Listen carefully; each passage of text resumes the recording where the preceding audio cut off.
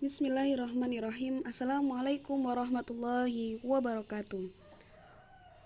Oke teman-teman, perkenalkan saya Rahma Hidayatul Syarifah dari Prodi Hukum Ekonomi Syariah kelas D, ingin menjelaskan tentang hukum fikih muttafaq, sumber fikih muttafaq, yang artinya muttafaq itu artinya disepakati. Hadis yang disebutkan oleh Sahih Bukhari, Sahih Muslim, maka disebut dengan satu istilah, yaitu muttafaqun alaih. Muttafaqun yang artinya disepakati dan alaih di atasnya. Nomor 1 yaitu Al-Quran.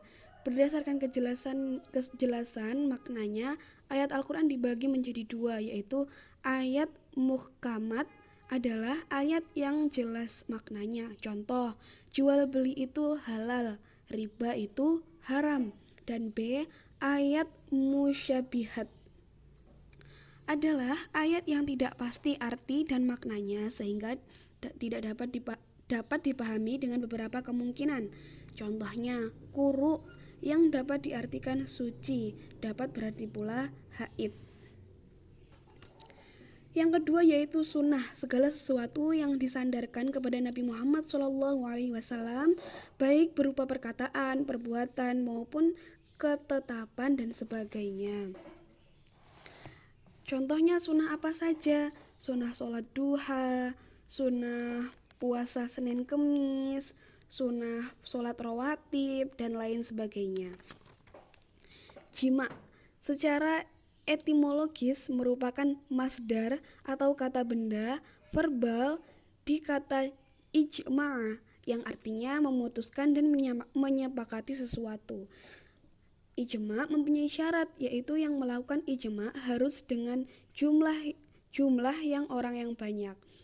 Yang kedua, seluruh mujtahid menyetujui hukum syara' yang telah mereka putuskan dengan tidak memandang negara, kebangsaan, dan golongan. Yang ketiga yaitu hendaklah dilakukan oleh para mujtahid yang menjauhi hal-hal yang bid'ah.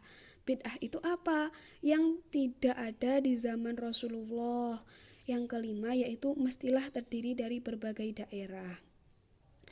Ijma' juga memiliki rukun. Di antaranya yaitu rukun dalam ijma' haruslah satu, yaitu kesepakatan ulama. Apabila tidak ada kesepakatan, bukan ijma' namanya. Begitu ya teman-teman. Yang keempat adalah qiyas, menghubungkan sesuatu persoalan yang tidak ada ketentuan hukumnya di dalam nas dengan sesuatu persoalan yang telah disebutkan oleh nas, karena di antara keduanya terdapat pertautan atau persamaan ilat hukum. Qiyas juga mempunyai rukun. Yang pertama al-aslu, al-far'u, al-hukmu, dan yang keempat yaitu illah. Macam-macam qiyas yaitu qiyas aula. Yang kedua yaitu qiyas usawi.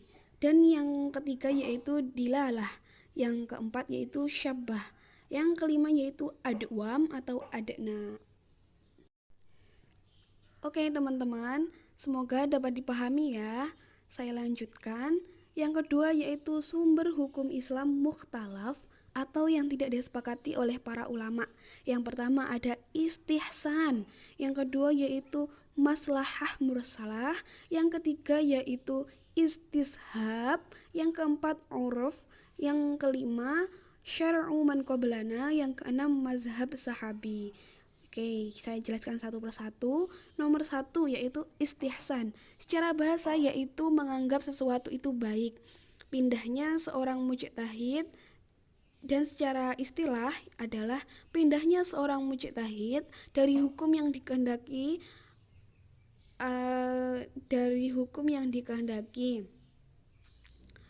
ketentuan hukum kuli kepada ketentuan hukum juz'i. Istihsan ada dua. Yang pertama, menguatkan qiyas hafi dan qiyas jali atau qiyas yang samar-samar kepada qiyas yang jelas. Contohnya, ketika seseorang perempuan dalam keadaan haid, maka itu diperbolehkan membaca Al-Quran menurut istihsan dan tidak boleh menurut qiyas. Karena menurut qiyas, seorang haid atau junub, menurut istihsan, haid berbeda dengan junub, maka dari itu diperbolehkan. Yang kedua yaitu memindahkan ketentuan hukum kulli kepada ketentuan hukum juz'i. Contohnya, secara umum seseorang itu dilarang melihat aurat dengan lawan jenis, namun dalam kasus tertentu seorang dokter jika ingin mengobati pasiennya kebetulan lawan jenis, maka itu diperbolehkan melihat aurat lawan jenisnya tersebut karena dianggap sebagai kebaikan. Karena apa? Mengobati pasiennya begitu. Para ulama yang setuju dan tidak setuju seperti kalangan jumhur ulama Malikiyah dan Hanabiyah yang menolak yang menerima tadi jumhur ulama Malikiyah dan Hanabiyah, dan yang menolak yaitu kalangan Syafi'iyah begitu. Yang kedua yaitu maslahah mursalah. Kemaslahatan yang tidak ada adil mengakuinya atau menolaknya. Kemaslahatan yang tidak ada dalil mengakuinya atau menolaknya. Contoh, pembukuan Al-Quran pada zaman sahabat itu tidak ada dalil yang mengakuinya atau menolaknya. Ulama yang tidak menyetujui yaitu jumhur, menyetujui yaitu Imam Maliki dan Imam Syafi'i. Mereka berpendapat bahwa maslahah mursalah ini sebagai sumber hukum.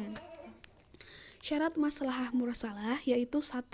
Sudah diketahui secara pasti. Yang kedua, untuk kepentingan umat. Yang ketiga, tidak bertentangan dengan syariat. Yang ketiga, istishab. Nah, menetapkan suatu hukum pada masalah yang kedua dengan yang pertama. Contohnya, ketika seseorang sudah berwudu ketika sholat subuh, kemudian ketika dia ingin sholat duha, maka dia menganggap dirinya masih berwudu karena dia mengambil hukum yang pertama dan juga tidak ada dalil atau tanda-tanda ia batal dalam wudu tersebut. Ulama yang setuju tentang istishab ini adalah kalangan Hanafiyah, Malikiyah, dan Hanabilah. Ulama yang menolak yaitu ulama mutakallimin atau ahli kalam. Dan selanjutnya, yang keempat yaitu urf. Urf adalah adat atau kebiasaan. Urf dibagi menjadi 2 yaitu urf sahih adalah adat atau kebiasaan yang tidak bertentangan dengan syarah. Misalkan, pihak laki-laki dalam proses pernikahan memberikan hadiah kepada pihak perempuan. Begitu. Urf yang kedua yaitu urf fasid yang bertentangan dengan syarah. Ulama menentukan urf sahih bisa digunakan sebagai hujjah dan menetapkan sebuah hukum. Urf fasid sebaliknya. Oke, paham ya teman-teman? Untuk yang kelima yaitu syar'u man qablana, yaitu syariat sebelum umat Nabi Muhammad SAW. Allahumma sholli alaihi. Dibagi menjadi 3. A. Dinas syariat Islam. Contoh, pada zaman Nabi Musa alaihissalam, pakaian yang terkena najis akan dianggap tidak suci kecuali dipotong pada bagian yang terkena najis. B. Berlaku pada masa umat Islam, contoh syariat puasa. Yang ketiga, yang C, tidak ada penjelasan apakah dinas atau tidak pada zaman Nabi Muhammad SAW. Misalkan surat Al-Maidah ayat 4, contohnya terdapat dalam surah Al-Maidah ayat 45 tentang qisas mengenai kehujahan Hanafiyah, Sahafiyah, Malikiyah, Hanabilah. Syariat yang ada di dalam Al-Quran meskipun tidak diajukan kepada umat Nabi Muhammad SAW, selama tidak ada dalil yang menasahnya, maka tetap berlakukan kepada umat Islam. Yang terakhir, yang nomor 7 yaitu mazhab ashabi, pendapat sahabat tentang suatu masalah yang tidak dijelaskan secara tegas oleh Al-Quran dan Sunnah. Misalkan, yang dikatakan Sayyidina Ali bahwasanya mahar itu 10 dirham. Mengenai hujah, yang setuju yaitu Imam Malik, sebagian Hanafiyah, Imam Syafi'i atau Qaul Qadim. Yang tidak setuju sebagian besar Asy'ariyah, Mu'tazilah, sebagian Hanafiyah, dan Imam Syafi'i atau Qaul Jadiyah. Nah, sekian dari saya ya teman-teman. Kurang lebihnya saya mohon maaf yang sebesar-besarnya. Billahi taufiq wal hidayah, waridho wal inayah. Wassalamualaikum warahmatullahi wabarakatuh.